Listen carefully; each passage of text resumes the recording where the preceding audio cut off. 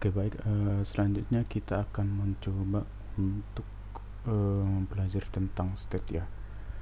Oke, state di sini kita untuk kelas komponen dia masuk di konstruktor ya. Oke, konstruktornya udah di sini. Kita coba hilangkan komen ya. Sini propsnya kita coba itu hilangkan ya. Kita bisa pakai nanti. Nah, untuk membuat state di sini bisa kita anggap sebagai variabel ataupun objek daripada suatu komponen yang bisa kita ubah gitu. Bedanya dengan variabel, kalau di variabel misalnya kita mau ganti gitu variabelnya itu, ketika terupdate dia nggak bisa terupdate gitu, nggak otomatis, harus manual update gitu, hanya update di konsol aja gitu. Kalau di state kita bisa mengganti variabelnya secara otomatis gitu. Nah, misalnya di sini di state sama dengan baru buka kurung. Nah, di sini kita masukkan state-nya. Misalnya kita buat state pesan gitu. Pesan misalnya selamat pagi gitu kan. Oke. Atau kita buat jaga kesehatan misalnya. Udah. Terus di bawahnya kita buat apa kita buat ya? Angka misalnya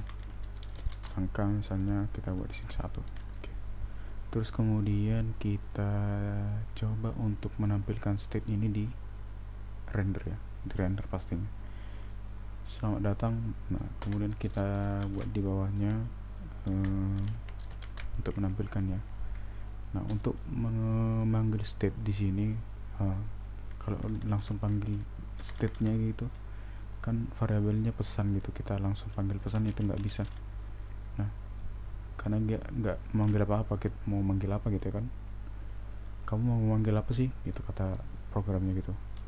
Nah, untuk memanggil variabel atau state di atas kita buka kurung awal dulu, terus kemudian panggil state-nya dengan awalan this ya, this, baru setelah this baru state-nya, baru setelah state variabel apa mau ditampilkan gitu, misalnya pesan gitu.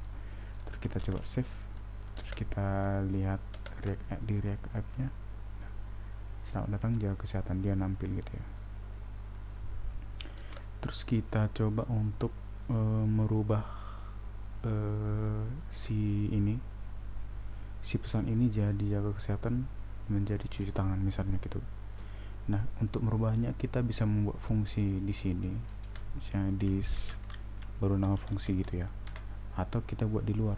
Nah, kalau untuk membuat fungsi kita jangan langsung function gitu, nggak bisa langsung panggil aja buat nama fungsinya apa gitu. Misalnya nama fungsinya kalau bisa huruf kecil gitu ya, awalnya huruf kecil biar jangan membingungkan. Misalnya huruf kecil ubah pesan gitu ya, ubah pesan, terus buka kurung terus buka kurawal. Nah, di sini apa fungsinya gitu. Nah, misalnya fungsinya untuk merubah si pesan gitu. Nah, untuk merubah fungsi langsung diawali juga dengan this, baru untuk merubah state yang ada di sini kita menggunakan fungsi state. Nah, langsung ada buka kurung baru kurung kurawal. Nah, state yang mau kita ganti apa, misalnya pesan gitu ya, pesan gitu. Nah, walaupun di sini nggak langsung kayak ini ya, kayak simbol kotak-kotak ini. Nah, kita langsung buat aja pesan gitu, masukkan aja apa yang mau diubah. Nah, biar lebih nggak membingungkan, lebih rapi ya mungkin bisa kita panggil kayak gini.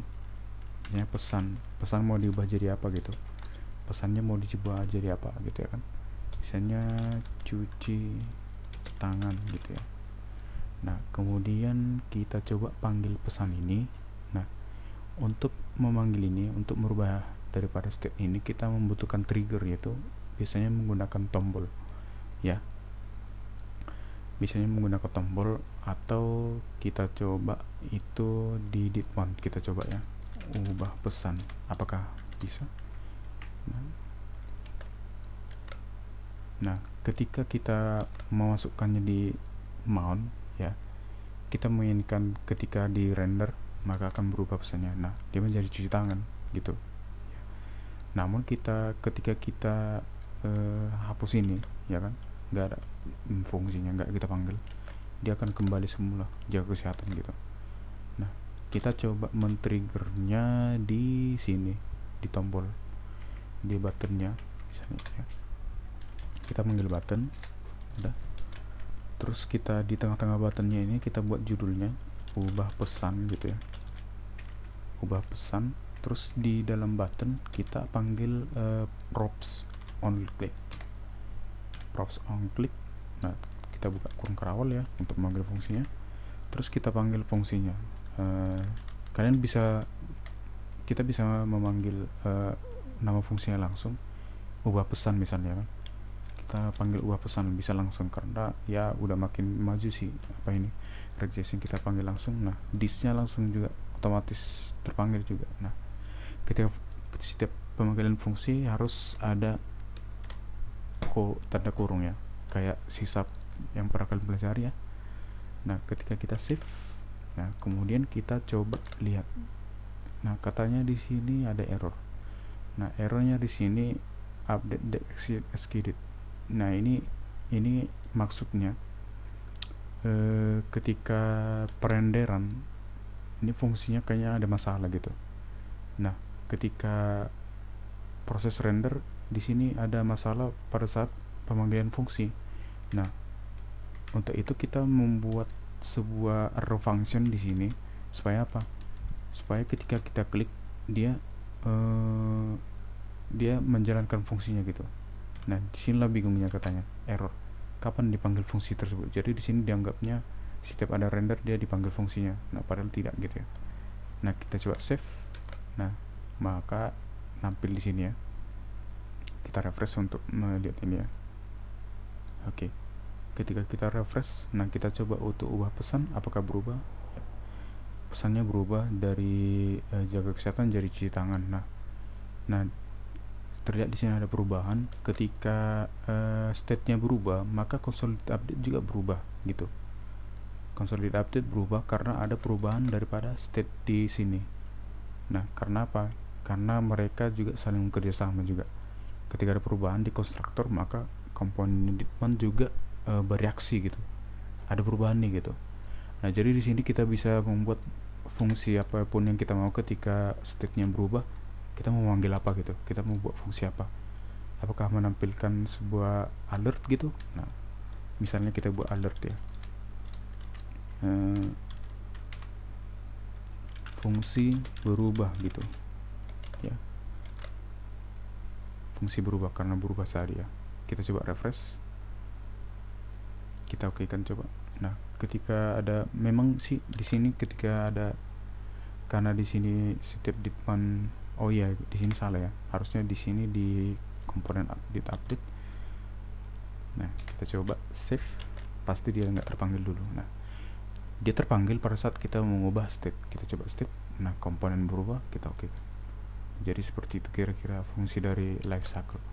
Nah, itu tergantung pilihan. Kadang banyak orang yang mengabaikan life cycle, banyak orang juga memakai yang ini. Nah, cuma kalau dia di function komponen juga ada menggunakan life cycle juga, tapi juga tidak menggunakan fungsi ini ya. Dia pakai yang saya kasihkan tadi, yaitu pakai apa itu kalau nggak salah.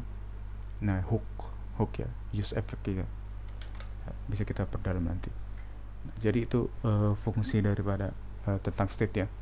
Untuk merubah state itu state. Nah, kalian panggil